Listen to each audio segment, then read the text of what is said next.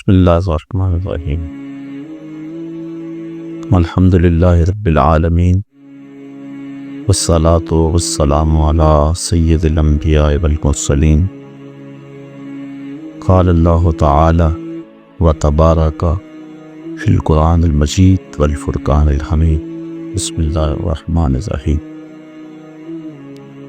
مثل الذین ينفقون اموالهم فی سبیل اللہ کمثل حبۃ انبتت سبع سنابل فی کل سنبلۃ مئۃ حبۃ واللہ یضاعف لمن یشاء واللہ واسع علیم الذین ينفقون اموالهم فی سبیل اللہ ثم لا یتبعون ما انفقوا منا ولا اذى لهم اجرهم عند ربهم ولا خوف عليهم ولا هم يحزنون قول معروف ومغفرة خير من صدقة يتبعها أذى والله غني حليم يا أيها الذين آمنوا لا تبطلوا صدقاتكم بالمن والأذى كالذي ينفق ماله رياء الناس ولا يؤمن بالله واليوم الآخر فمثله كمثل صفوان عليه تراب فأصابه وابل فتركه صلدا لا يقدرون على شيء مما كسبوا والله لا يهدي القوم الكافرين ومثل الذين ينفقون أموالهم ابتغاء مرضات الله وتثبيتا من أنفسهم كمثل جنة بربوة أصابها وابل فآتت أكلها ضعفين فإن لم يصبها وابل فطل والله بما تعملون بصير أيود أحدكم أن تكون له جنة من نخيل وأعناب تجري من تحتها الأنهار له فيها من كل الثمرات وأصابه الكبر وله ذرية ضعفاء فأصابها إعصار فيه نار فاحترقت كذلك يبين الله لكم الآيات لعلكم تتفكرون یا ایھا الذین آمنوا انفقوا من طیبات ما کسبتم ومما اخرجنا لکم من الارض ولا تیمموا الخبیث منه تنفقون ولستم بآخذیہ الا ان تغمضوا فیہ واعلموا ان اللہ غنی حمید الشیطان یعدکم الفقر ویامرکم بالفحشاء واللہ یعدکم مغفرۃ منہ وفضلا واللہ واسع علیم یؤتی الحکمۃ من یشاء ومن یؤت الحکمۃ فقد اوتی خیرا کثیرا وما یذکر الا اولو الالباب وما انفقتم من نفقۃ او نذرتم من نذر فإن اللہ یعلم وما للظالمین من انصار ان تبدوا الصدقات فنعما ہی وان تخفوها وتؤتوها الفقراء فهو خیر لکم وَيُكَفِّرُ عَنْكُم مِّن سَيِّئَاتِكُمْ وَاللَّهُ بِمَا تَعْمَلُونَ خَبِيرٌ لَيْسَ عَلَيْكَ هُدَاهُمْ وَلَكِنَّ اللَّهَ يَهْدِي مَن يَشَاءُ وَمَا تُنْفِقُوا مِنْ خَيْرٍ فَلِأَنفُسِكُمْ وَمَا تُنْفِقُونَ إِلَّا ابْتِغَاءَ وَجْهِ اللَّهِ وَمَا تُنْفِقُوا مِنْ خَيْرٍ يُوَفَّ إِلَيْكُمْ وَأَنْتُمْ لَا تُظْلَمُونَ لِلْفُقَرَاءِ الَّذِينَ أُحْصِرُوا فِي سَبِيلِ اللَّهِ لا يستطيعون ضربا في الأرض يحسبهم الجاهل أغنياء من التعفف تعرفهم بسيما لا يسألون الناس إلحافا وما تنفقوا من خير فإن الله به عليم الذين ينفقون أموالهم بالليل والنهار سرا وعلانية فلهم أجرهم عند ربهم ولا خوف عليهم ولا هم يحزنون صدق اللہ مولانا العظیم وصدق رسولہ النبی الکریم الرؤوف الرحیم اللہم نور قلوبنا بالقرآن وزین اخلاقنا بالقرآن وادخلنا الجنة بالقرآن ونجنا من النار بالقرآن قال اللہ تعالی وتبارک فی شان حبیبہ مخبرا وعامرا ان اللہ وملائکتہ یصلون علی النبی یا ایھا الذین آمنوا صلوا علیہ وسلموا تسلیما الصلاۃ والسلام علیک یا رسول اللہ وعلى آلك وأصحابك يا محبوب رب العالمين. الصلاة والسلام عليك يا راحة العاشقين وعلى آلك وأصحابك يا محبوب رب العالمين. تمام حمد و ثنا، تعریف و توصیف اللہ جل مجدہ الکریم کی ذات پاک کے لیے، جو خالق کائنات بھی ہے اور مالک شش جہات بھی۔ اللہ جل وعلا کی حمد و ثنا کے بعد حضور نبی اکرم شفیع امم رسول محتشم نبی مکرم، اللہ کے پیارے امت کے سہارے، رب کے محبوب دانائے غیوب مالک رقاب امم، فخر عرب و عجم والی کون و مکان، سیاہ لا مکان سید انس و جاں، سرور لالا رخاں نیر تاباں، سرنشین مہوشاں، ماہ خوباں شہنشاہ حسینہ، تتمہ دوراں سر خیل زہرہ جمالاں، جلوہ صبح ازل نور ذات لم یزل، باعث تکوین عالم فخر آدم و بنی آدم، نیر بطحا رازدار ما اوہا، شاہد ما طغا صاحب علم نشرہ، معصوم آمنہ احمد مجتبیٰ، حضرت محمد مصطفیٰ صلی اللہ علیہ وسلم کے حضور ناز میں اپنی عقیدتوں، ارادتوں اور محبتوں کا خراج پیش کرنے کے بعد انتہائی واجب الاحترام ذوی الاحتشام برادران اسلام، السلام علیکم ورحمۃ اللہ وبرکاتہ۔ سورۃ البقرہ سے کچھ آیات آپ کے سامنے تلاوت کرنے کا شرف حاصل کیا، اور انہی کے ضمن و ذیل میں کچھ باتیں آپ کے گوش گزار کروں گا۔ اللہ تعالی جل شانہ کی بارگاہ میں بصمیم قلب دعا ہے کہ میری زبان پہ کلمۃ الحق جاری فرمائے۔ ارشاد فرمایا،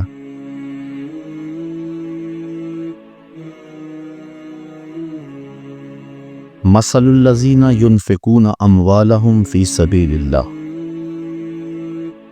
ان لوگوں کی مثال جو اپنے مال اللہ کی راہ میں خرچ کرتے ہیں، کمثل حبۃ، ایک ایسے دانے کی طرح ہے، انبتت سبع سنابل، جس نے 7 بالیں اگائی، فی کل سنبلۃ مئۃ حبہ، اور ہر بال میں 100 دانے ہیں، واللہ یضاعف لمن یشاء، اللہ جس کے لیے چاہے بڑھا دے، دگنا کر دے، واللہ واسع علیم، اور اللہ تعالی وسعت اور علم والا ہے۔ راہ خدا میں مال خرچ کرنے کی ترغیب دی گئی اور ایک مثال کے ساتھ سمجھایا گیا، جس طرح زمین کی کوکھ میں کسان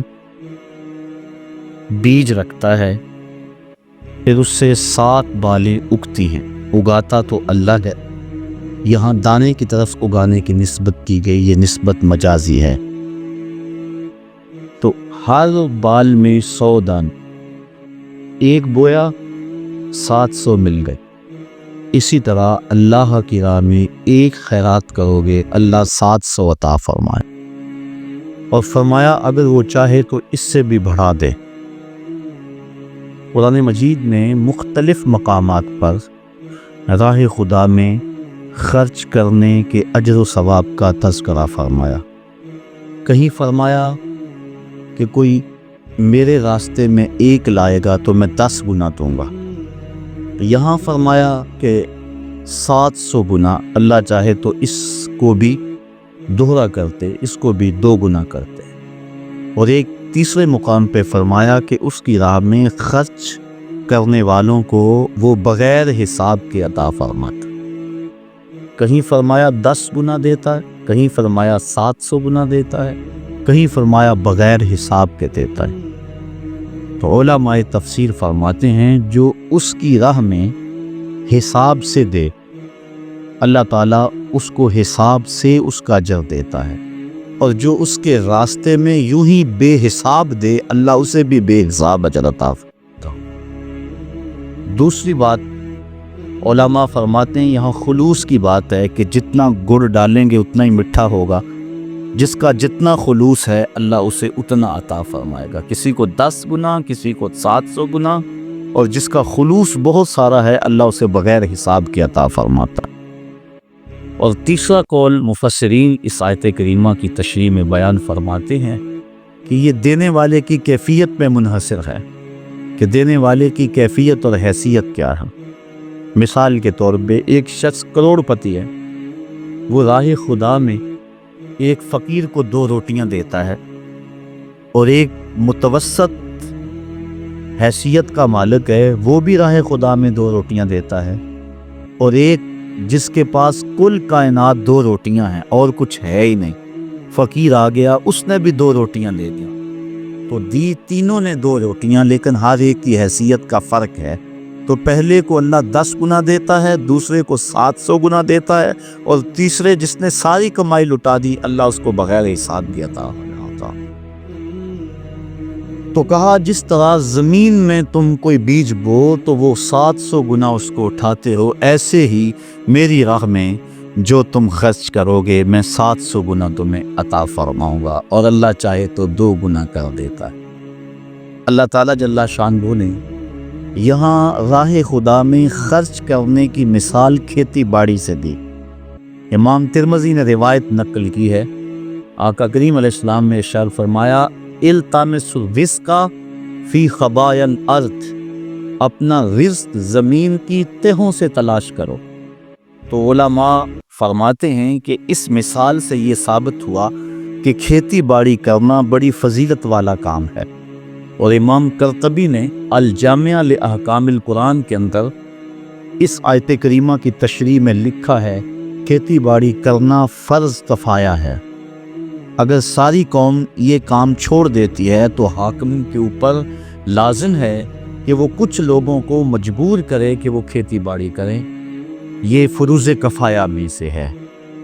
الذین ینفقون اموالہم فی سبیل اللہ، وہ لوگ جو اپنے اموال اللہ کی راہ میں خرچ کرتے ہیں، ثم لا یتبعون ما انفقوا، پھر جس کو خرچ کیا اس کا پیچھا نہیں کرتے، منم ولا اذا، احسان جتلا کر اور نہ اذیت دے کر، جو راہ خدا میں دے دیا سو دے دیا، یہ نہیں کہ اس کے اوپر احسان جتلا کر اپنا کیا دھرا برباد کر لیں۔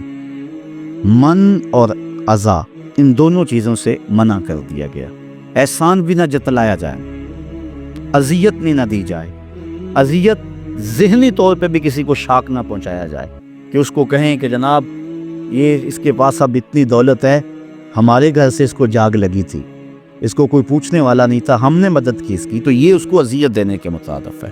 بلکہ حضرت زید بن اسلم رضی اللہ تعالی عنہ فرماتے ہیں کہ جب کسی کو تم نے خیرات دی ہو اور وہ تمہیں بازار میں راستے میں ملے اور آپ اس کو السلام علیکم کہیں تو وہ اس میں بھی ثقل اور بوجھ محسوس کرتا ہو تو کہا اس سے ترک کر دینا چاہیے سلام کہنا بھی، کہ یہ بھی اس کی اذیت کا باعث ہوگا۔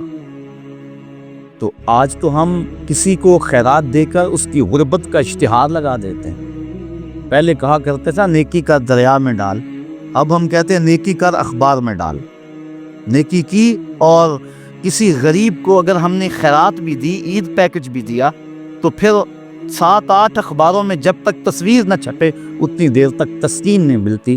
غریبوں کی غربت کا مذاق اڑاتے ہو، تمسخر کرتے ہو، اس انداز سے دو کہ ان کی عزت نفس مجروح نہ ہو، تو نہ من اور نہ اذا کسی طرح سے ان کی اذیت کا سامان نہ بنو۔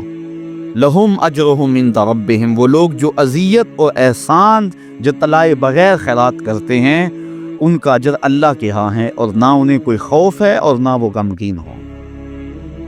قول معروف و مغفرۃ خیر من صدقۃ یتبعها اذی، اچھی بات کہہ دینا اور درگزر کرنا اس خیرات سے بہتر ہے جس کے پیچھے اذیت لگی ہو۔ اگر تم کسی کو خیرات نہ دو بلکہ اچھا کلمہ کہہ دو، کلمہ خیر کہہ دو اور درگزر کر لو، تو یہ اس خیرات دینے سے بہتر ہے جس کے بعد اذیت لگ جائے اور تم اس کو عزا دو اور تکلیف پہنچاؤ۔ واللہ غنی حلیم، اور اللہ تعالیٰ غنی اور حلم والا ہے۔ یا ایھا الذین آمنوا، اے ایمان والو، لا تبطلوا صدقاتکم بالمن والاذی، ایمان والو اپنے صدقے کو باطل نہ کرو احسان رکھ کر اور ایذا دے کر، اذیت پہنچا کر۔ کالذی ینفق مالہ رئاء الناس، اذیت دینا اور احسان جتلانا یہ اس شخص کے صدقے کی طرح ہے جو اپنا مال لوگوں کے دکھاوے کے لیے خرچ کرتا ہے۔ ولا یؤمن باللہ والیوم الآخر، اللہ پر بھی یقین نہیں رکھتا اور پچھلے دن پر بھی یقین نہیں رکھتا، اس منافق کا خرچ کرنا اللہ کے ہاں اس کا کوئی اجر و ثواب نہیں ہے۔ تو جو اپنا مال اللہ کی راہ میں خرچ کرنے کے بعد جس کو مال دیا اس کو اذیت دیتا ہے یا اس کو جتلاتا ہے، تو وہ ایسے منافق کے خرچ کرنے کی طرح ہے جو اللہ اور پچھلے دن پر یقین نہیں رکھتا، یعنی اس کو کوئی فائدہ نہیں ہے۔ تو ریاکاری کے لیے خرچ کیا گیا مال، اس کی مثال اللہ تعالیٰ نے دی کہ فَمَثَلُهُ كَمَثَلِ صَفْوَانٍ، اس کی مثال ایک ایسے چٹیل پتھر کی طرح ہے، ایسے چٹان کی طرح ہے، علیہ تراب، جس کے اوپر مٹی پڑی ہو، فَأَصَابَهُ وَابِلٌ، تو اس پر زوردار پانی پڑے می برسے، فَتَرَكَهُ صَلْدًا، تو اس کو بالکل چٹیل پتھر چھوڑ دے۔ اب مٹی پڑی تھی، لگتا تھا اس کے اوپر کچھ اگے گا، لیکن جب بارش پڑی تو وہ ساری مٹی اس سے اتر گئی اور بالکل پتھر کا پتھر رہ گیا اور اس کے اوپر کوئی چیز نہ رہی۔ تو جو ریاکاری کے لیے عمل کیا جاتا ہے اس کو اس مثال سے بیان کیا گیا کہ اس کی ذات پتھر کی طرح ہے اور جو عمل کیا وہ مٹی کی طرح نظر آ رہا ہے، اور کل قیامت کا دن موسلادھار بارش کی صورت میں ہے، اور اس سے وہ عمل ختم ہو جائے گا، اور جب وہ دیکھے گا تو اس کے پلے کوئی عمل نہیں ہوگا۔ جس طرح چٹیل چٹان ہے اور اس کے اوپر کچھ نہیں ہے، تو وہ اپنے نامہ اعمال کے اندر ریاکاری کے لیے جو عمل کیا گیا ہے وہ اس کو نہیں دیکھے گا، اور دیکھے گا کہ بالکل اس کا نامہ اعمال صاف پڑا ہوا ہے اور وہاں کچھ بھی موجود نہیں ہے۔ وہ گمان کرتا تھا میں نے یہ کیا یہ کیا یہ کیا، لیکن یہ بھول گیا تھا کہ سب کچھ ریاکاری کے لیے کیا، لوگوں کے دکھلاوے کے لیے کیا۔ تو کل قیامت کے دن نامہ اعمال میں وہ نیکیاں تلاش کرے گا تو وہ نیکیاں نہیں ملیں گی۔ ریاکاری کو شرک اصغر کہا گیا، کسی عمل کو شرک نہیں کہا گیا ریاکاری کے علاوہ، یہ چھوٹا شرک ہے۔ اللہ کے علاوہ کسی اور کی رضا جوئی کے لیے، کسی اور سے داد لینے کے لیے، کسی اور سے نفع حاصل کرنے کے لیے بندہ عمل کرتا ہے، تو اس کو شرک کہا گیا۔ حدیث میں آتا ہے کل قیامت کے دن ایک شہید، ایک عالم قاری اور ایک سخی، تینوں کو اللہ کی بارگاہ میں پیش کیا جائے گا اور وہ اپنے اچھے اعمال کی اللہ سے جزا چاہیں گے۔ شہید کہے گا میں نے اپنی جان جیسی متاع عزیز تیری بارگاہ میں قربان کر دی۔ اللہ تعالیٰ ارشاد فرمائے گا تو نے اس لیے جان قربان کی کہ لوگ تجھے بہادر کہیں، 100 لوگوں نے کہہ لیا میرے لیے تو نے جان قربان نہیں کی، لہٰذا میرے ہاں تیرا کوئی اجر نہیں ہے۔ پھر عالم کہے گا میں نے تیرا قرآن پڑھا، لوگوں کو سنایا، ساری زندگی خدمات دین کرتا رہا۔ اللہ تعالیٰ ارشاد فرمائے گا کہ تو نے اس لیے کیا کہ لوگ تجھے داد دیں، تیری شہرت ہو، تیری عزت بڑھے، وہ بڑھ گئی۔ دنیا نے تجھے بڑا پروٹوکول دیا، بڑا اعزاز دیا، بڑی تکریم دی، میرے لیے تو نے یہ سب کچھ نہیں کیا تھا، لہٰذا میرے ہاں تیرا کوئی اجر نہیں ہے۔ پھر اس کے بعد سخی پیش ہوگا، عرض کرے گا مالک میں نے اپنی دولت تیری بارگاہ میں پیش کر دی۔ دولت کا خرچ کرنا نفس پہ انتہائی شاق ہے، تو میں نے اس کو تیری راہ میں خرچ کیا، مجھے اس کا صلہ اور اس کی جزا دی جائے۔ اللہ تعالیٰ ارشاد فرمائے گا تو نے دولت اس لیے خرچ کی کہ لوگ تجھے سخی کہیں، تیری سخاوت کی دھوم مچے، تیری سخاوت کی دھوم مچ گئی، تجھے سخی کہا گیا، تو بڑا سماجی کارکن کہلایا، لیکن تو میری رضا کے لیے نہیں کیا تھا، لوگوں سے داد وصول کرنے کے لیے یہ سب کچھ کیا تھا۔ اخبار میں تیری تصویریں بھی چھپی، تجھے میڈل بھی دیے گئے، تجھے اعزاز و تکریم سے بھی نوازا گیا، تجھے سخی کہا گیا، तूने मेरे लिए ये कुछ नहीं किया था, लिहाजा मेरे पास तेरे इस अमल की कोई जजा नहीं है। तो इस तरह फरमाया कि सखी दी, शहीद भी और वो कारी दी जो अल्लाह की बारगाह में अपने अमल लेके पेश होंगे, उनको कोई जजा नहीं दी जाएगी। मोमिन जो अमल करता है उसका मकसद अल्लाह की रज़ा होना चाहिए तो अजर है, वरना पानी के ऊपर लगाई गई लकीर की तरह कुछ भी नहीं होता, वो अमल ज़ाया हो जाता है। तो अल्लाह ताला जल्ला शानहू ने फरमाया कि ऐसे है उस रियाकार की मिसाल जिस तरह पत्थर के ऊपर गर्द पड़ी हो और मूसलाधार बारिश बरसे तो वो गर्द ख़त्म, पत्थर का पत्थर। इसी तरह वो समझता है कि मेरे नामा अमाल में ये नेकी है, लेकिन जब क़यामत का दिन आएगा तो नामा अमाल में कोई नेकी मौजूद नहीं होगी, फिर डाढ़ा पछतावा होगा। वल्लाहु ला यहदिल कौमल काफिरीन, अल्लाह काफिर कौम को हदायत नहीं देता। व मसलुल्लज़ीना युनफ़िकूना अम्वालहुम इब्तिग़ाअ मर्दातिल्लाह, ये तो उनकी मिसाल थी जिन्होंने रियाकारी के लिए माल खर्च किया, और ये उसकी मिसाल है जो अपने माल अल्लाह की रज़ा के लिए खर्च करते हैं, मकसद रब राज़ी हो जाए, मकसूद ये है। व तस्बीतम मिन अनफुसिहिम, और अपने दिल जमाने को कि उनका दिल इस्तिक़लाल का नूर हासिल कर जाए।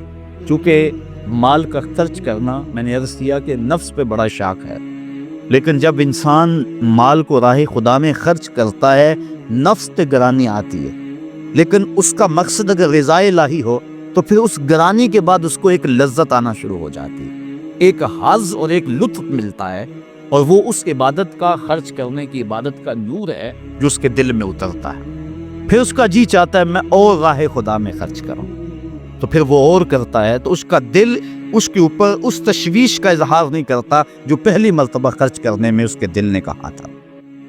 तेरे बच्चे छोटे छोटे हैं, कारोबार अगर आगे चाह के ख़त्म हो गया तो पैसे जमा होंगे तो काम आएंगे, ये सारी दलीलें जो नफ्स देता था अब वो दलीलें छोड़ देता है, दिल तस्बीत पा जाता है, दिल इस्तिक़लाल की दौलत पाता है। फिर वो तीसरी मर्तबा खर्च करता है तो उसको खर्च करने में लज्जत मिलती है, और वो लज्जत फिर उसकी ज़िंदगी का सरमाया बन जाती है। वो सारा माल भी खर्च कर दे, उसे कोई परवाह नहीं होती। हज़रत सैयदना सिद्दीक़ अकबर रज़ियल्लाहु ताला अन्हु की मिसाल हमारे सामने है, जो इस मर्तबे के अंदर दर्जा कमाल पर पहुँचे कि सारा माल कदमों में ढेर कर दिया। आका करीम ने पूछा माँ अब कहता ले अहलिका या अबू बकर, अबू बकर घर वालों के लिए क्या छोड़ा? तो कहा अब कह तो लहुमुल्लाह व रसूलहू, हुजूर मेरे सामने भी आप हैं, मेरे घर भी आप। वो अपने नाम लेवाओं को तन्हा छोड़ते कब हैं, जहां हम दम ना हो कोई वहां सरकार होते। अल्लाह अकबर, ये है वो इस्तिक़लाल। जब ये आयत नाज़िल हुई ना, मन ज़ल्लज़ी युक़रिदुल्लाह क़र्ज़न हसना, कौन है जो अल्लाह को कर्ज़े हसना दे, तो हज़रत अबू दहदा रज़ियल्लाहु ताला अन्हु हुजूर का हाथ पकड़ा और अर्ज़ की हुजूर क्या वाकई अल्लाह ने हमसे कर्ज मांगा है? अल्लाह अकबर, कैसी उसकी करम नवाजी, खुद अता करता है फिर खुद कहता है मुझे दो। अल्लाह अकबर, ये उसकी करम नवाजी। गरीब के लिए भी आजमाइश है, उसको गुर्बत दी, वो सब्र करके दिखाए, और अमीर के लिए भी आजमाइश है, उसको दौलत दी कि वो राह खुदा में खर्च करके इस आजमाइश में पूरा निकले। जिसको दौलत दी गई वो सोचे कि मेरे अंदर क्या कमाल धरा था कि मुझे दौलत दे दी गई। बाकी जिस तरह आज़ाए बदनियाँ दूसरे लोगों के हैं, मेरे भी ऐसे ही हैं। मेरी किस्मत के अंदर ये जो ज़्यादा दौलत लिख दी गई, और फिर मुझे कहा गया तेरे माल में हक है उनका जो मांगने आते हैं, और उनका भी हक है जो इज्जत नफ्स की वजह से मांगने नहीं आते, घर के कवाड़ बंद करके अंदर ही अल्लाह की रहमतों से उम्मीद रखते हैं और किसी के सामने हाथ नहीं फैलाते। जा उनको भी तलाश कर, उनकी भी झोली भर के आ, जो आगे हैं उनको भी दे, और जो इज्जत नफ्स के लिए अपने घर से बाहर नहीं निकलते जा, उनको भी जाके देख या तेरे माल में इन दोनों का हक है, लिस्साइल वल महरूम, साइल के लिए भी और महरूम के लिए भी। अल्लाह अकबर। तो अबू दहदा ने हुजूर का हाथ पकड़ा, अर्ज़ की हुजूर क्या वाकई अल्लाह ने हमसे कर्ज मांगा? फरमाया हाँ अल्लाह ने हमसे वाकई कर्ज मांगा। ये कहते कहते अपने बाग के करीब ले गए। 700 खजूरों के दरख्त थे उनके बाग में, और खजूर का दरख्त जब लगाया जाए कितनी देर के बाद परवान चढ़ता है, तो बाग के मालिक की जान होती है उन दरख्तों में, और दरख्त भी 700, और कुल कमाई है भी यही, वही बाग उनका था, उसमें उनकी रिहाइश थी, बच्चे भी थे। अब उसके करीब खड़े होकर अर्ज़ की अगर वाकई अल्लाह ने हमसे कर्ज मांगा है तो फिर आप गवाह बन जाए सौदे के, ये बाग मैंने अल्लाह को कर्जे में दे दिया। ان کی بیوی اور ان کے بچے اس باغ میں رہائش پذیر تھے اور کوئی ان کا سرمایہ نہیں تھا۔ تو اب وہ باغ کے اندر نہیں جا رہے، اس باغ کے کنارے کھڑے ہو کے کہتے ہیں یا امت دہدا اخرجی، اے دہدا کی امی بچوں کو لے کر جلدی جلدی باہر آ جاؤ، یہ باغ اب ہمارا نہیں رہا، یہ ہم نے اللہ کو قرضے میں دے دیا۔ اس پاک باز نیک سیرت خاتون نے یہ نہیں کہا کہ ابو دہدا آگے ہم کس مکان میں جائیں گے، آگے کوئی انتظام کیا ہے، بلکہ اس نے جلدی جلدی اپنا سامان سمیٹا، بچوں کو لیا، باغ سے باہر آئی اور پھر کہتی ہے رابحہ بیعو کا یا ابا دہدا، اے دہدا کے ابو تو نے بڑا نفع والا سودا کر لیا، تو نے بڑے نفع والا سودا کر لیا ہے۔ یہ وہ تھے جو حضور کی درس گاہ کے طالب علم تھے۔ تو راہ خدا میں خرچ کرنے سے دل کو تکلیف نہیں ہوتی، دل کو تشویش نہیں ہوتی، بلکہ دل قرار پاتا ہے۔ تو جب خدا کی راہ میں خرچ کر کے دل کو تشویش پہنچے تو سمجھو دل کو استقلال کی دولت نہیں ملی، اور جب راہ خدا میں خرچ کر کے سکون کے قافلے اترنے شروع ہو جائیں اور روح رقص کرنے لگے اور باطن میں کیفیات اور نور و نکھت کی بارش ہونے لگے تو سمجھ لو کہ میری خیرات میرے مالک نے قبول فرما لی، اور یہ میں نے خالص اس کی رضا کے لیے ایسا کیا تھا۔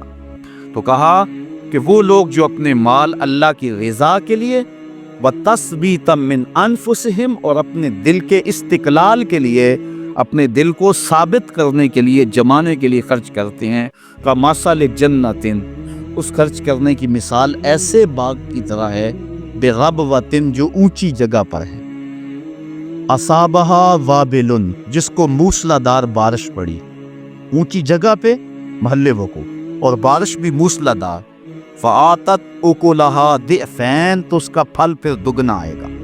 اس کی مثال جس نے تثبیت قلب کے لیے اور اللہ کی رضا کے لیے مال خرچ کیا، فَإِن لَّمْ يُصِبْهَا اگر اس کو وہ موسلا دار بارش نہ بھی پہنچے، فَطَلٌ تو اوس کا پڑنا، شبنم کے قطروں کا گرنا ہی اس کے پھل لانے کے لیے کافی ہوگا، کیونکہ وہ ایسے پوائنٹ پہ باغ اگا ہوا ہے، ایسی اونچی جگہ پہ اگا ہوا ہے، وہ بھی اس کے لیے کافی ہو جائے گا۔ واللہ بما تعملون بصیر اور جو تم عمل کرتے ہو اللہ اسے دیکھ رہا ہے، اسے پتہ ہے کون کس نیت سے اس کی راہ میں پیش کر رہا ہے۔ اَیَوَدُّ أَحَدُکُمْ أَن تَکُونَ لَهُ جَنَّةٌ مِّن نَخِیلٍ وَأَعْنَابٍ تَجْرِی مِن تَحْتِہَا الْأَنْہَارُ اب پھر اس کی مثال پیش کی جانے لگی ہے جو ریاکاری کے لیے اپنے عمل کو، اپنے مال کو پیش کرتا ہے، مال بھی ہاتھ سے گوایا اور فائدہ بھی کچھ نہ کی، اس کی مثال دی۔ کیا تم میں سے کوئی یہ پسند کرتا ہے؟ یہ استفہام انکاری ہے، یعنی کوئی پسند نہیں کرتا۔ کیا ان تکون لہ جنتن کہ اس کا ایک باغ ہو، من نخیل وعناب کھجوروں کا اور انگوروں کا، تجری من تحتها الانہار اس باغ کے نیچے نہریں بہتی ہوں، پانی بھی وافر ہو، لہو فیہا من کل الثمرات اور اس شخص کے لیے اس باغ میں ہر طرح کا پھل موجود ہو، وَأَصَابَهُ الْكِبَرُ اور جس کا باغ ہے اس کو بڑھاپا آ لے، وہ بوڑھا ہو جائے، باغ جوان ہو گیا، بندہ بوڑھا ہو گیا، وَلَهُ ذُرِّيَّةٌ ضُعَفَاء اور اس کے بچے چھوٹے چھوٹے ہیں، بچے چھوٹے ہیں، آپ بوڑھا ہے، باغ جوان ہو گیا اور باغ میں بھی ہر شے ہے۔ پھر کیا ہوا؟ فَأَصَابَهَا عِصَارٌ تو اس باغ میں ایک ہوا کا بگولا داخل ہوا، فِيهِ نَارٌ جس بگولے میں آگ تھی، فَاحْتَرَقَتْ تو وہ باغ جل گیا۔ بندہ بوڑھا ہے، بچے چھوٹے ہیں، باغ پروان چڑھا ہوا تھا اور ایسی آگ آئی کہ باغ جل گیا۔ بتائیے اس شخص کی حالت کیا ہوگی؟ بوڑھا ہے، آگے باغ لگا نہیں سکتا، بچے کام اٹھا نہیں سکتے، باغ زندگی بھر کی کمائی تھی وہ جل گیا، اسے آسرا تھا اس باغ پر، بتاؤ اس کی کیا کیفیت ہوگی؟ کہا ایسے ہی جو شخص ریاکاری کے لیے مال خرچ کرتا ہے وہ سمجھتا ہے میرے نیکیوں کا باغ ہے، کل قیامت کے دن ملے گا، لیکن جب اس دن دیکھے گا تو وہ باغ جلا ہوا تھا۔ تو جس طرح اس شخص کی حالت ہوتی ہے، اللہ نے مثال سے سمجھایا کہ اس کی حالت وہ ہوگی کہ میں نے ریاکاری کے لیے مال خرچ کیا اور مجھے اس کا کوئی صلہ بھی نہ ملا۔ کذالک یبین اللہ لکم الآیات لعلکم تتفکرون اللہ تعالیٰ اسی لیے اپنی نشانیاں بیان کرتا ہے تمہارے لیے تاکہ تم غور و فکر کرو۔ ایک درہم بھی خرچ کرنے لگو تو دیکھو کہ دل میں ریا تو نہیں آ رہی، بڑی محنت سے پیسہ کمایا جاتا ہے، خون اور پسینے کی کمائی ہوتی ہے اور اس کو یوں ہی نہ اڑا دو، بلکہ تم نے مال جیسی متاع والنی ہے اس کے راستے میں تو پہلے اپنے دل کو مخلص کر لو، خلوص کے ساتھ۔ 1 درہم بھی دو گے تو اللہ وہ بھی قبول فرمانے والا۔ اس لیے ایسا نہ ہو کہ تم سب کچھ برباد کر بیٹھو۔ یا ایھا الذین آمنوا، اب پہلی بات یہ ہے کہ خلوص سے خرچ کیا جائے۔ ان آیات کے اندر ریا سے بچنے، من و اذا سے بچنے، یعنی نہ دکھلاوے کے لیے عمل کرے، راہ خدا میں خرچ کرے، نہ احسان جتلانے کے لیے خرچ کرے، اور نہ ہی خرچ کرنے کے بعد جس کو دیا اس کو کوئی کسی قسم کی اذیت پہنچائے، ذہنی اذیت بھی اس کو نہ دے۔ اور اب جو خرچ کر رہا ہے یہ اگر کیفیات ہو گئی تو اب خرچ کر رہا ہے تو خرچ کرے کون سا؟ یا ایھا الذین آمنوا، اے ایمان والو، انفقوا، خرچ کرو، من طیبات، پاکیزہ چیزوں میں سے، ما کسبتم، جو تم نے کمائی، ومما اخرجنا لکم من الارض، اور جو کچھ زمین سے نکالا گیا، جو کچھ ہم نے تمہارے لیے زمین سے نکالا، یعنی یہاں عشر کے وجوب پر دلیل ہے کہ جو بارشی پانی سے کھیتی سیراب ہو اس سے 10واں حصہ دینا واجب ہے، اور جو ٹیوب ویل سے یا خرید کر پانی جس کو لگایا گیا اس سے 20واں حصہ دینا واجب ہے۔ آج کل کثرت کے ساتھ ذمہ دار عشر نہیں دیتے، اسی وجہ سے ان کے اندر برکت نہیں ہے، اور اپنے مال کے اندر جو صدقہ ہے فصل کا اس کو شامل کر کے اپنا سارا مال خراب کر بیٹھتے ہیں۔ تو ان کے اوپر لازم ہے کہ وہ عشر دیں، اور جنہوں نے کمایا ہے ان کو بھی کہا کہ اپنی کمائی سے اللہ کے راستے کے اندر خرچ کریں۔ اب ذرا غور فرمائیں کہ اس کو کہا من طیبات ما کسبتم، جو تم نے کمایا پاکیزہ چیزوں میں سے وہ راہ خدا میں دو۔ اس پاکیزہ کی تشریح میں علماء فرماتے ہیں 3 چیزیں، ایک تو عمدہ، دوسرا وہ پاک ہو، فی نفس ہی پاک ہو۔ مثال کے طور پہ مردار ہے، اس کو راہ خدا میں خیرات کرنا چاہو تو خیرات نہیں ہوگی کیونکہ وہ پلید ہے۔ دوسرا پاک ہو اور حلال طریقے سے کمایا گیا ہو، طیب طریقے سے۔ بکری ہے، پاکیزہ ہے، اس کو راہ خدا میں خیرات کرنا چاہو ہو سکتی ہے، لیکن ہے چوری کی ہے حلال، لیکن جو ذریعہ ہے اس کے حاصل کرنے کا وہ حلال نہیں ہے، تو اس کا بھی صدقہ خیرات نہیں دی جائے گی۔ جس طرح کہ رشوت کے پیسوں سے لوگ قربانی دیتے ہیں، بڑی عید کے موقع پہ جگہ جگہ ناکے لگے دیکھے، میں نے ایک دن پوچھا کہ یہ کیا ماجرا ہے؟ کہنے لگے آج کل انہوں نے تو قربانی دینی ہے نا، تو وہ قربانی جو کسی سے چھین کر یا کسی کا حق غصب کر کے یا رشوت لے کے یا 2 نمبر مال سے دی جائے تو وہ بھی قبول نہیں ہے۔ تو یہ بات ذہن میں رکھیں۔ طیب کی تشریح کے اندر علماء نے 3 چیزیں بیان فرمائی، ایک حلال ہو، حلال طریقے سے کمایا گیا ہو، پھر عمدہ ہو۔ جب راہ خدا میں خرچ کرنے لگو تو یہ نہیں ہے کہ ردی راہ خدا میں خرچ کر لو۔ اللہ تعالیٰ نے آگے فرمایا وَلَا تَيَمَّمُوا الْخَبِيثَ مِنْهُ، تم خبیث چیز اس کی راہ میں دینے کا ارادہ نہ کرو، تنفقون کہ تم خرچ کرو اس کو، وَلَسْتُمْ بِآخِذِيهِ، حالانکہ تم اس خبیث کو خود لینا پسند نہیں کرو گے، إِلَّا أَن تُغْمِضُوا فِيهِ، مگر اس کے اندر اگر تم چشم پوشی کر کے وہ لے لو تو وہ الگ بات ہے، لیکن کھلی آنکھوں سے تم اس کو قبول کرنے کو تیار نہیں ہوگے۔ تو جب خدا کی راہ میں کوئی چیز دینا چاہو تو یہ نہیں کہ جو چیز بڑھ گئی اس کو جو ہے وہ خیرات کر دو، جو چیز کسی کام کی نہیں ہے اور کسی استعمال میں نہیں آ رہی ہے چل اس کو دے دو۔ کہا جب اس کی راہ میں دینا چاہو تو عمدہ کا قصد کرو، بلکہ اللہ تعالیٰ نے 4 پارے کے آغاز میں فرمایا لَن تَنَالُوا الْبِرَّ حَتَّى تُنْفِقُوا مِمَّا تُحِبُّونَ، اتنی دیر تک تم نیکی کی روح کو نہیں پہنچ سکتے جب تک اس مال سے خرچ نہ کرو جس کو تم خود پسند کرتے۔ یعنی 2 چیزیں، ایک تم دینا چاہتے، ایک رکھنا چاہتے، ایک اپنے لیے رکھنا چاہتے۔ تو جو اپنے لیے پسند کیا، جس کا انتخاب اپنے لیے کیا، جب تک اس سے نہ خیرات کرو نیکی کی حقیقت تمہیں نصیب نہیں ہوگی۔ امام اعظم امام ابو حنیفہ کے دور میں ایک شخص مرنے لگا، اس کے پاس دولت بہت ساری تھی لیکن بچے چھوٹے چھوٹے تھے۔ اس نے تھیلے کے اندر سونا ڈالا کہ یہ کسی کے سپرد کر جاؤں کہ میرے بچے بڑے ہوں تو ان کو دے دے۔ سوچا غریب کو دیا تو وہ سنبھال نہیں سکے گا، بچوں کو دیا تو وہ ضائع کر دیں گے۔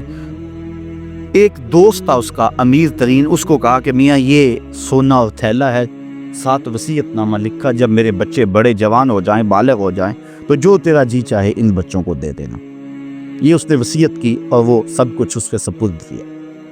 بچے جوان ہوئے، اس نے لوگوں کو بلایا، بچوں کو بلایا، سونا تھیلا سب کچھ سامنے رکھا، وصیت نامہ پڑھا، کن کے باپ نے جب مرتے ہوئے مجھے یہ سونا تھیلے میں ڈال کر دیا تو ساتھ یہ وصیت نامہ لے کر دیا کہ جب میرے بچے جوان ہوں گے جو تیرا جی چاہے بچوں کو دے دے. تو اس نے سونا اپنے پاس رکھ لیا اور خالی تھیلا بچوں کو دے دیا. اب سارے کہیں ظلم ہوا ہے، یتیموں کے ساتھ ظلم ہوا ہے، لیکن کریں کیا کہ وصیت نامہ ہی ایسا تھا. نہ عدالتی چارہ جوئی ہو سکتی ہے، نہ اس کو کہا جا سکتا ہے. سارے کہیں ظلم ہوا. علماء سے پوچھا، کہا ظلم ہوا، لیکن کیا کہا جا سکتا ہے. وصیت نامہ کے اندر بات ہی ایسی تھی کہ اس نے زیادتی کی ہے اور سب کچھ خود رکھ لیا. امام اعظم امام ابو حنیفہ سراج الامہ امام الائمہ، آپ کی خدمت میں لوگ حاضر ہوئے کہ یوں یتیموں کے ساتھ یہاں زیادتی ہوئی، لیکن وصیت نامے کی عبارت اس طرح کی تھی، اس لیے کوئی بول بھی نہیں سکتا. آپ کو ارشاد فرمائیں. کہا دوبارہ سب لوگوں کو جمع کر لو، اسے بھی بلا لو، بچوں کو بھی بلا لو. بلا لیا گیا. کہا میاں وصیت نامہ پڑھو. وصیت نامہ پڑھا گیا کہ یہ سونا ہے، تھیلے میں ڈال کر تجھے دے رہا ہوں، جب میرے بچے جوان ہو جائیں گے جو تیرا جی چاہے وہ بچوں کو دے دینا. آپ نے فرمایا پھر پڑھو. اس نے پھر پڑھا. کہا اب تم بتاؤ کہ تمہارا جی سونے کو چاہ رہا ہے یا تھیلے کو چاہ رہا ہے. اس نے کہا میں تو سونا رکھنا چاہتا ہوں. کہا وصیت نامہ پڑھو. وصیت میں ہے جب بچے جوان ہوں گے جو تیرا جی چاہے وہ بچوں کو دے دینا. اب تیرا جی تو سونے کو چاہ رہا ہے اور وصیت میں لکھا بھی یہ ہے کہ جو تیرا جی چاہے وہ بچوں کو دے دے، لہٰذا سونا دینا، بچوں کو تھیلا رکھ خود. تو امام اعظم نے اس طرح ان یتیموں کی مدد فرمائی. تو کہا لن تنالوا البر حتی تنفقوا مما تحبون، تم اتنی دیر تک نیکی کی حقیقت کو نہیں پہنچ سکتے جب تک اس کو تم اللہ کی راہ میں خیرات نہ کرو جس کو تم خود پسند کرو. اللہ مما تحبون، تو انسان اس کو راہ خدا میں خیرات کرے جس کو خود پسند کرتا ہے. اور آگے فرمایا وَاعْلَمُوا، اور جان لو، ان اللہ غنی حمید، اللہ غنی بھی ہے اور سراہا ہوا بھی ہے. اسے تمہارے مالوں کی ضرورت نہیں ہے، وہ ان غریبوں کو خود بھی تو دے سکتا تھا نا. تمہاری ڈیوٹی لگائی کہ تم دینا، وہ خود بھی تو دے سکتا تھا، لیکن یہ تمہاری آزمائش، ان کی آزمائش اور تمہاری آزمائش. اب دیکھتے ہیں کون اپنی آزمائش میں پورا نکلتا ہے. الشیطان یعدکم الفقر ویامرکم بالفحشاء، شیطان تمہیں اندیشہ دلاتا ہے محتاجی کا. اگر تم نے اللہ کی راہ میں دیا تو تم محتاج ہو جاؤ گے، تمہارے پاس اتنی دولت نکل جائے گی. وَيَأْمُرُكُمْ بِالْفَحْشَاءِ، اور تمہیں بے حیائی کا حکم دیتا ہے. بے حیائی سے یہاں مراد علماء تفسیر فرماتے ہیں بخل ہے، کنجوسی ہے. اور کنجوسی کو بے حیائی اس لیے کہا گیا کہ اس سے بڑی کیا بے حیائی ہوگی کہ غریب نانے شبینہ کو ترستا ہو اور امیر دولت کو سنبھال کے بیٹھ جائے. یہ بے حیائی نہیں ہے تو اور کیا ہے. وہ کیا کسی نے کہا تھا، گندم امیر شہر کی ہوتی رہی خراب، بچی مگر غریب کی فاقوں سے مر گئی. تو اس سے بڑی بے حیائی کیا ہوگی کہ ایک گھر میں گھی کے چراغ جلتے ہوں، ایک گھر کے اندر فضول خرچیوں پر مال لڑھائے جا رہے ہوں، اور دوسری طرف بیوہ کی یتیم بچیاں گھر میں بوڑھی ہو رہی ہوں، اور کوئی ان کا رشتہ قبول نہ کرتا ہو کہ ان کے پاس دینے کے لیے کچھ نہیں ہے، اور ہم پیسے اڑا دیں اپنے نفس کی خواہش کے لیے جو ہے وہ لاکھوں روپے خرچ کریں اور اپنی گلی میں ان غریبوں اور یتیموں کا لحاظ رکھیں. تو اس سے بڑی بے حیائی اور کیا ہو سکتی ہے. اس لیے اللہ تعالیٰ نے بخل کو جو ہے وہ فحشاء کے ساتھ تعبیر کیا کہ شیطان تمہیں بے حیائی کا حکم دیتا ہے. واللہ یعدکم مغفرۃ منہ وفضلا، اور اللہ تمہیں مغفرت کا اور اپنی جناب سے فضل کا وعدہ دیتا ہے. تم اس کی راہ میں خرچ کر کے تو دیکھو وہ تمہارے گناہوں کو معاف کر دے گا، اور جب تم اس کی راہ میں خرچ کرو گے تو اس کا فضل ہوگا، یعنی تمہارا مال کم نہیں ہوگا. عقل یہی کہتی ہے، شیطان بھی یہی وعدہ دیتا ہے. اکاؤنٹنٹ سے پوچھو تو وہ بھی کہتا ہے کہ اتنے خرچ کرو گے تو اتنے کم ہوں گے. کیلکولیٹر بھی یہی حساب دیتا ہے، لیکن اللہ کہتا ہے میں وعدہ دیتا ہوں فضل کا. تم خرچ کر کے دیکھو تمہارے مال بڑھا دو. اور میں ایک مثال دیا کرتا ہوں، پرانے دور میں یہ ہم نے بھی دیکھا ہوا دور کہ کنویں سے پانی نکال کر کھیتوں کو ہم سیراب کیا کرتے تھے. پھر دیکھتے دیکھتے ٹیوب ویل آ گئے تو ان سے پانی ہم اپنے کھیتوں کو دینے لگے. وہ جو کنویں تھے ان کو باقاعدہ بند نہیں کیا، لیکن اب کہیں کوئی پرانا کنواں ہو تو وہاں جا کر دیکھو، ایک تو پانی بہت نیچے جا چکا ہے، دوسرا ڈول ڈال کر نکالو گے تو گندا ہو چکا ہے، सूंघोगे तो बदबूदार हो चुका है। पानी वाफर था, शफाफ था, कसीर था, पाकीज़ा था, लेकिन अब वही पानी नीचे भी चला गया, ना उसकी फरावानी रही, ना उसकी ताजगी रही, ना उसका वो शफाफपन रहा। क्यों? इसलिए कि जब वो कुआं अपना फैज़ बाहर देता था, नीचे से सोते फूटते थे। जितना लुटाता था अल्लाह और दे देता था। जब उसने बाहर देना छोड़ दिया, अल्लाह ने उसको अता करना छोड़ दिया।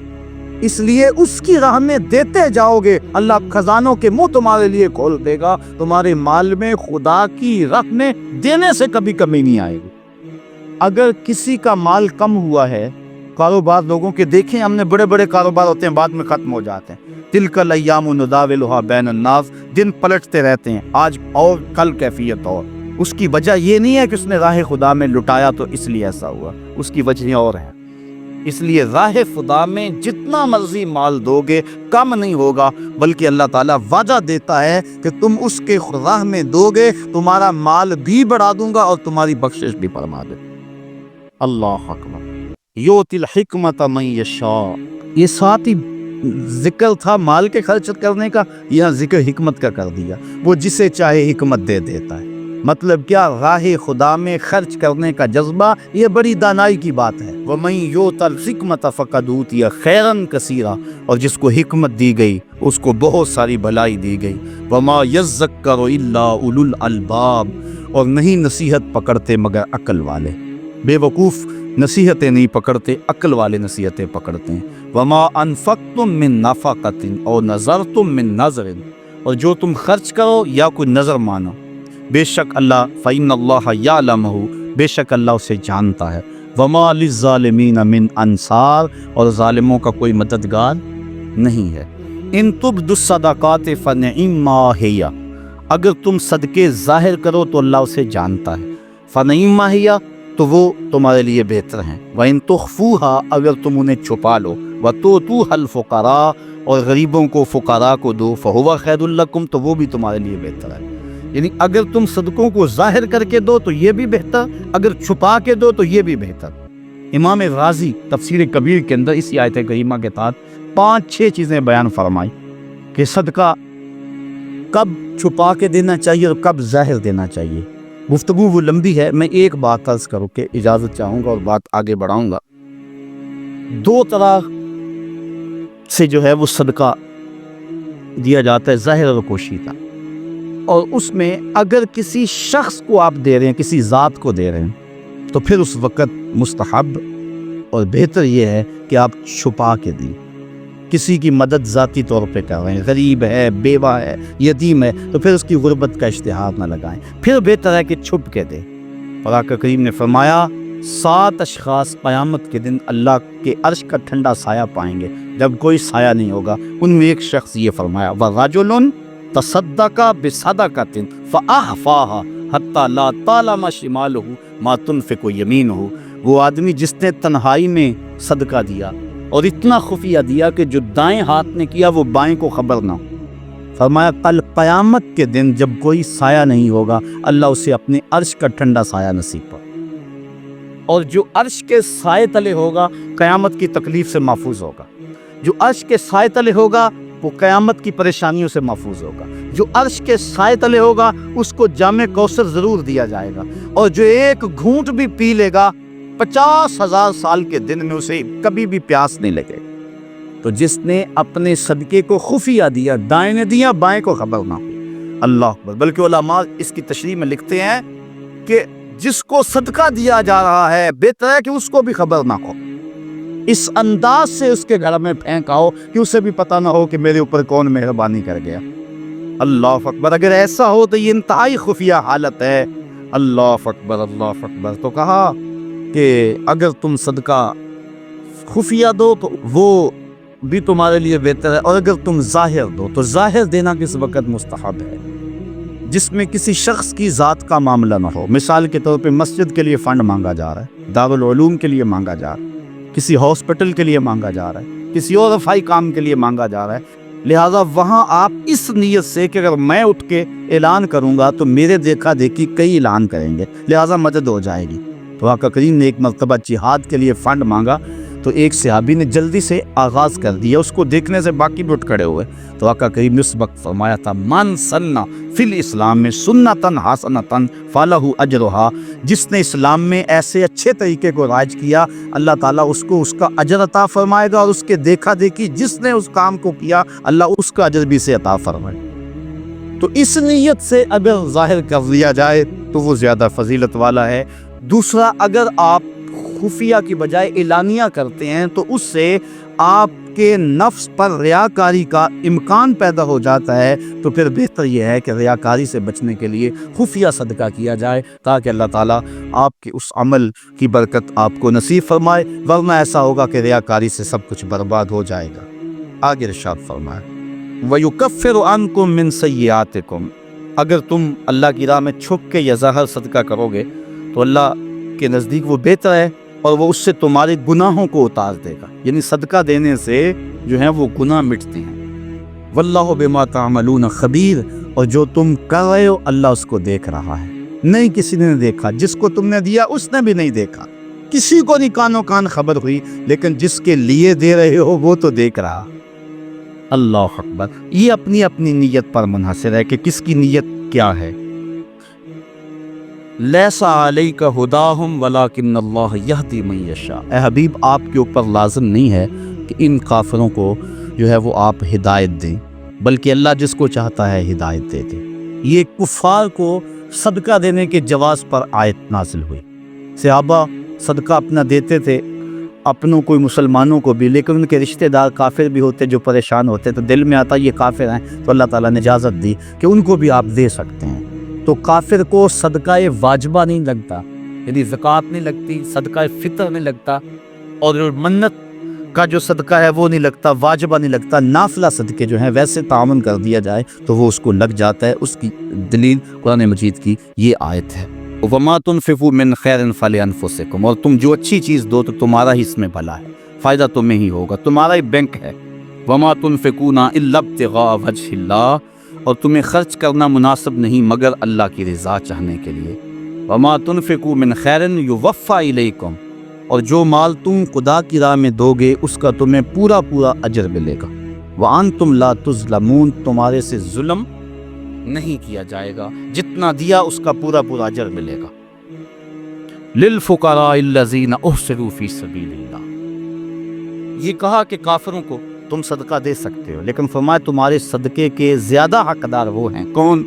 لِلْفُقَرَاءِ الَّذِينَ، وہ فقیر لوگ، احسروا فی سبیل اللہ، جو اللہ کی راہ کے اندر رکے ہوئے۔ اس سے مراد احسروا فی سبیل اللہ سے مراد مفسرین نے اصحاب صفہ لیے ہیں۔ یہ 400 کے قریب صحابہ تھے، 300 سے لے کر 400 تک ان کی تعداد مختلف روایات میں آئی ہے، جو مسجد نبوی میں رہتے تھے۔ ان کا نہ کوئی گھر تھا نہ ان کے اہل تھے، بس سارا دن مسجد نبوی میں رہتے۔ حضور نے ان کے لیے ایک چبوترا بنوا دیا جس کو صفہ کا چبوترا کہا جاتا ہے، تو وہ اس پہ بیٹھے رہتے، حضور کے انتظار میں رہتے۔ آقا کریم آتے تو وہ حضور سے دین سیکھتے، بلا تعین اوقات حضور سے دین سیکھتے۔ کسی غزوے پر حضور ان کو چاہتے تو ساتھ لے جاتے، کسی سرایہ پہ بھیجتے اور حضور کے حکم کی جو ہے وہ تعمیل کرتے۔ زیادہ کوشش کرتے کہ وہ لکڑیاں اکٹھی کر کے ان کو بیچ کر اپنے پیٹ کا گزارا کرتے، لیکن مصروفیت کیونکہ تعلیم دین میں تھی تو وہ کمائی نہیں کر سکتے تھے۔ اللہ تعالیٰ جل شانہ نے یہاں باقاعدہ یہ بات ارشاد فرما دی، لا یستطیعون ضربا فی الارض، وہ زمین پر چل نہیں سکتے، یعنی باقاعدہ وہ کاروبار نہیں کر سکتے کیونکہ وہ دین کے علم کے لیے رکے ہوئے ہیں۔ کہا تمہارے صدقے کے زیادہ حقدار یہ طلباء ہیں، دین والے لوگ جو اپنا سب کچھ چھوڑ کے دین سیکھ رہے۔ یحسبہم الجاہل اغنیاء من التعفف، سوال نہ کرنے کی وجہ سے اس کو ناواقف آدمی سمجھتے ہیں یہ تو بڑے ٹھیک ٹھاک ہیں، یہ تو غنی ہیں، چونکہ ہر بندہ اندر نہیں جھانک سکتا۔ وہ کیا کسی نے کہا تھا نا، ہستی پلکوں کے نیچے غم بھی پلتے ہیں، ہستی پلکوں کے نیچے غم بھی پلتے ہیں، مگر کون دیکھتا ہے اتنی گہرائی میں۔ تو وہ بظاہر ان کے چہرے مورے ایسے ہیں کہ لگتا یہ ہے کہ یہ بڑے ٹھیک ٹھاک، انہیں ضرورت ہی نہیں ہے، لیکن مالداروں کے اوپر لازم ہے کہ ان کو بھی تلاش کریں جو مانگتے نہیں ہیں، ان کے گھر جا کے ان کی اعانت کر کے آئیں۔ اللہ نے اپنے محبوب سے مخاطب کر کے کہا तारिफुहुम बिसीमाहुम, महबूब तू तो उनकी पेशानियों से पहचान लेता, लोग ना जाने तुझे तो पता है ना। हज़रत अबू हुरैरा रज़ी अल्लाह ताला अन्हु बाहर आके बैठ गए, कहते मुझे भूख बड़ी लगी हुई थी और इतनी भूख कि गुजारा नहीं हो रहा था, बैठा नहीं जा रहा था। मैंने कहा कोई आदमी गुजरता गुजरता मेरे चेहरे को देख के पहचान लेगा। फिर एक सहाबी आए, मैंने उनसे एक मसला पूछा, वो मसला बता के चले गए। दूसरे आए, मैंने कुरान की आयत के बारे में पूछा, वो बता के चले गए। फिर दिलो कल्ब व निगाह के मुर्शिद अव्वलीन आ गए। मैंने हुजूर से मसला पूछा, हुजूर ने कहा अबू हुरैरा भूख लगी हुई है। मैंने कहा हाँ हुजूर भूख लगी हुई है। पूछा मसला, आका करीब मैं भूख लगी है। हाँ हुजूर भूख लगी है, मसला ही यही था। कहते हैं आ जाओ मेरे साथ आ जाओ। फिर वो रिवायत आप उलमा से सुनी कि हुजूर अंदर चले गए, इजाज़त दी। हज़रत अबू हुरैरा फरमाते हैं मैं देखा दूध का एक प्याला पड़ा। कहा अबू हुरैरा जाओ जो सुप्पा पे बैठे उनको भी बुला लाओ। मैं सोचा वो तो 70 हैं और दूध का प्याला एक, लेकिन हुजूर का हुक्म था, मैं बुला लाया। कहा अब इनको पुलाओ। कहा परेशान था, लेकिन जब पहले ने पिया एक कतरा भी कम न हुआ। मैं समझ गया हौज़े कौसर की नहरों से कनेक्शन जुड़ गया है। कहा कि इन सब को पिलाओ। कहा एक ने पिया, फिर दूसरे ने पिया, 70 आदमी दूध पी गए। अल्लाह अल्लाह फरमाते हैं हाँ जनाब अबू हुरैरा, कैसा था वो जामे शीर जिससे 70 साहिबों का दूध से मुंह भर गया। अल्लाह अकबर। कहते हैं फिर हुजूर ने मुझे पिलाया, कहा और पियो और पियो, हत्ता कि मैं शराब हुआ। हुजूर अब नहीं पिया चाहता। फिर आका करीम वो प्याला लिया। उस्ताद मुकर्रम फरमाया करते थे ये तो देखते हो कि एक दूध का प्याला 70 के लिए काफ़ी हो गया, ये भी तो देखो कौनैन का सरदार 70 का जूता पी रहा। इस पहलू पे भी ज़रा नज़र जाए। अल्लाह अकबर। तो कहा महबूब तुम तो जानते हो उनके चेहरों से, अल्लाह अकबर, कि वो लोगों से सवाल नहीं करते। ला यसअलून अन्नास इल्हाफा, वो लोगों से लिपट कर सवाल नहीं करते, बड़े खुददार होते हैं। अमूमन ऐसे लोगों की तलाश बड़ी ज़रूरी है कि जो लोगों से सवाल नहीं करते। वरना हमने देखा है कि जो लोग मांगने वाले हैं, सवाल करने वाले हैं, वो तो लाखों रुपए जमा कर लेते हैं, और जो बेचारे इज्जत नफ्स का लिहाज रखने वाले होते हैं उन तक कोई भी नहीं पहुंचता। आप देख लें, अपने मुआशरे के अंदर सर्वे करके देख लें। ये हमारी जिम्मेदारी है, महरूम तक भी पहुंचना और साइल तक भी पहुंचना। और ये बात ज़हन में रखें कि सवाल करना ये मोमिन की शान नहीं है। बल्कि हज़रत सैयदना सिद्दीक़ अकबर जा रहे थे तो आपका कोड़ा गिर गया, घोड़े से उतरे और नीचे से उठाया और फिर बैठे। खादिम ने अर्ज़ की हुजूर आप फरमा देते मैं उठा के दे देता। कहा हुजूर ने सवाल करने से मना किया है, इसलिए मैं नहीं सवाल करने की हिम्मत रखता। यहाँ तक जो है वो हमारे जो है वो सलाफ जो बुज़ुर्ग जो हैं सहाबा इसका ख्याल रखते थे। हाँ उलमा ने इजाज़त दी, अगर मरने का अंदेशा हो, भूख इतनी सताए, तो बक़द्रे ज़रूरत सवाल कर लेना जायज़ है। बक़द्रे ज़रूरत सवाल कर लेना जायज़ है, लेकिन ज़रूरत से ज़्यादा का सवाल करना जायज़ नहीं है। आका करीम ने फरमाया कि जो ज़रूरत से ज़्यादा सवाल करने वाले हैं उनके बारे फरमाया ये जहन्नम के अंगारे हैं। अब उसकी मर्ज़ी है थोड़े इकट्ठे कर ले या ज़्यादा इकट्ठे कर ले। जो माल बढ़ाने के लिए फरमाया सवाल करता है वो जहन्नम के अंगारे इकट्ठे कर रहा है, चाहे थोड़े कर ले चाहे वो ज़्यादा कर ले। इसलिए गुर्बत अगर मिल जाए उसकी आजमाइश में पूरा उतरना चाहिए और अपनी इज़्ज़त नफ्स को मजरूह नहीं होने देना चाहिए। वमा तुनफ़िक़ू मिन खैरिन फ़इन्नल्लाह बिही अलीम, और जो तुम खैरात करो अल्लाह उसे खूब जानता है। अल्लज़ीना युनफ़िक़ूना अमवालहुम बिल्लैलि वन्नहारि सिर्रन व अलानियतन फ़लहुम अज्रुहुम इंदा रब्बिहिम वला खौफ़ुन अलैहिम वला हुम यहज़नून। और वो लोग जो अपने माल खैरात करते हैं रात में, दिन में, छुप कर और ज़ाहिर, अल्लाह ताला जल्ला शानहू के यहाँ उनका अजर है और ना खौफ है और ना वो गमज़दा होंगे। हज़रत अली मुर्तज़ा के पास 4 दिरहम थे। जब आपने ये पढ़ा कि वो रात को करते हैं, दिन को करते हैं, छुप के करते हैं, ज़ाहिर करते हैं, आपने 1 दिरहम दिन को खैरात किया, 1 रात को किया, 1 छुप कर किया, 1 ज़ाहिर किया। कहा कि सारों में मेरा नाम आ जाए, छुप कर खैरात करने वालों में भी मेरा नाम आ जाए, ज़ाहिर खैरात करने वालों में भी मेरा नाम आ जाए, दिन में खैरात करने वालों में भी मेरा नाम आ जाए, रात में खैरात करने वालों में भी मेरा नाम आ जाए। اللہ اکبر کہا ان کا اجر ان کے رب کے ہاں ہے، ولا خوف علیہم ولا ہم یحزنون، اور اللہ تعالیٰ جل شانہ ان کو یہ اجر دے گا کہ نہ ان پر کوئی خوف اور نہ ان پر کوئی غم ہوگا۔ قیامت کے دن وہ امن اور طمانینت میں ہوں گے۔ اللہ تعالیٰ جل شانہ کی بارگاہ میں یہ دعا کرنی چاہیے، اللہ ہمیں رزق حلال اور رزق وسیع عطا فرما، اور پھر اس کو اس کے راستے میں لٹانے کی توفیق دیتے ہیں۔ اور اگر غربت پہنچی ہے تو یہ بھی آزمائش ہے، اس غربت میں اپنی غربت کو تماشا بنانے سے ہم گریز کریں اور اس غربت میں صبر کریں۔ مومن جب کسی تکلیف میں صبر کرتا ہے، فرمایا اگر اس کے پاؤں میں کانٹا بھی چبھے اور اس پر جو تکلیف ہوتی ہے اس پر صبر کرے تو اللہ اس کے بدلے اسے جنت عطا فرمائے۔ اس لیے اگر غربت ہے تو پھر بھی کہیں مالک تیرا کرم، جس حالت میں ہوں میرے نیچے بھی تو کئی لوگ ہیں، اور اگر اللہ نے دولت دی ہے تو سمجھیں کہ آج کرم نوازی ہے میرے اوپر، کل کا پتہ نہیں، راہ خدا میں جتنی لٹائی جا سکتی ہے لٹا دو، تو اللہ تعالیٰ اس کی برکتیں نصیب فرمائے گا۔ مال کی گردش ہوتی رہے تو مال بڑھتا رہتا ہے، جو مال رک جائے ٹھہر جائے وہ اس متعفن پانی کی طرح ہو جاتا ہے۔ اللہ اپنی راہ میں خرچ کرنے کی توفیق عطا فرمائے۔